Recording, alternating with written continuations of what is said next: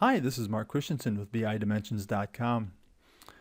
Do you ever need to aggregate data, get sums or averages or concatenate information with groups when you're using Pentaho Kettle or PDI? Well, there's a step called group by that we're going to take a look at today. They'll help you do all that kind of stuff.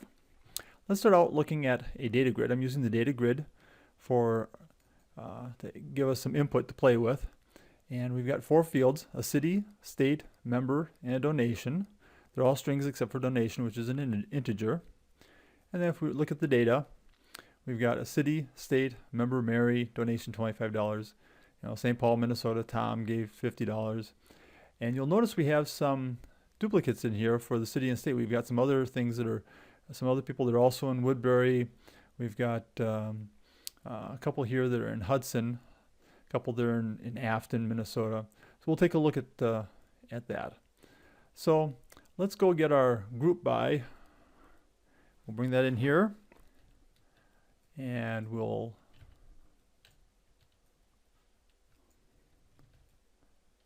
connect that up. Let's open up our group by, and of course we have our step name. We can include all rows, which we'll come back and talk about later. We can also click always give back a result row, which is great if there's no data coming in. It'll give you like a sum of 0.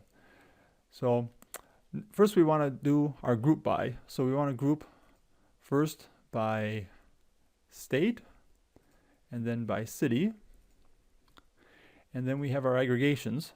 So let's make a list of everyone in that city. Then let's also make a sum of all the donations for that city. So let's do a member list, and that works on the member. And then we want a total for the city, and for that we want to do a donation. Now for these members, we have all kinds of different things we can do. We can do sums, averages, medians, minimums, maximums. I want to concatenate these, separate by a comma, actually separated by comma. And donations, I want to sum those. And that's it. So let's go ahead, do this. Oh, now look, we have a warning that comes up, and this says you have to sort the input. You can't do it without a sorted input. So we will go get the sort step and bring it in here. Let's make some space for it. And yes, we want to split that hop. We'll go in here, and we want to sort first on state. We want to be ascending. And then next, city, ascending.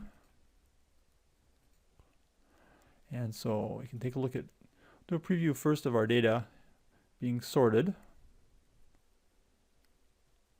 And here we have by Minnesota and Wisconsin, and then the cities are all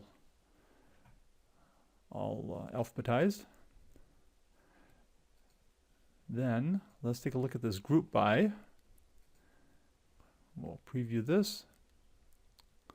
And you notice here we have, for Afton, Minnesota, we had 2 members, Bob and Steve, gave a total of $66. Cottage Grove, Oakdale, St. Paul all had just 1 person. Woodbury had 4 people for a total of $229. So you get the idea what it does. Now, I promised we'd go back and look at this include all rows. Sometimes you want all your rows in your output. And so to do that, you click the include all rows. And if you want a number line, so you number the data, you can click there. But then we need a field to put that number in. So let's just go call it line number. And yes, we have to sort it. And let's go back and preview this again. And you'll see now that we still have a line for each of our input rows, but we have the concatenation done for each one as well. So for Afton, we have Bob and Steve, row for each, but we get the member list for each one as well as the city total. Here's the line number. We have, that's the first line, second line for Afton. All these just have 1 until we get to Woodbury. Then there's 4 of those. And then Hudson has, actually look at this, I have a typo. That was supposed to be Hudson. So we actually have 2 separate cities, Hudson, Wisconsin and Hudson, Wisconsin. So, but you get the idea. And that will let us do all kinds of really cool aggregation and grouping.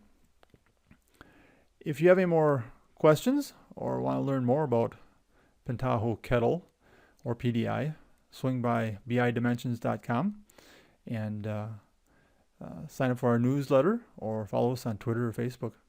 I thank you very much and have a nice day.